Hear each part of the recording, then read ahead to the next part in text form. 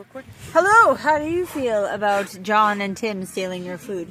I give it to them. They just do it. Actually, so. Yes, but what if they come back and they say, "Hey, give me my food"? Then I freaking beat them up. Oh, Yeah. Tim and John are seagulls.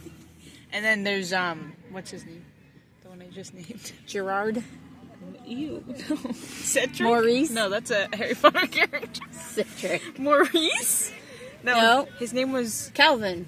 Calvin. Yes, he had spiky hair. Calvin. And then what was the old guy? Herbie. Herb? Yep. Well, I called him Herbert. Herbert. Herbert. He's up there. Hi, Herbert. What are you doing, Herbert? And then there was a Steve. And then there was a Steve. Somewhere. And they're eating Ritz cheddar crackers. And then there was Bruce. And Bruce. She was the mom. Bruce, Tim, what are you doing? There's Tim. There he is.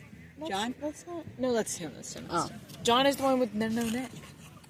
And then Calvin's the one with the spike. Oh, are they And gone? I don't know. They're kind of like.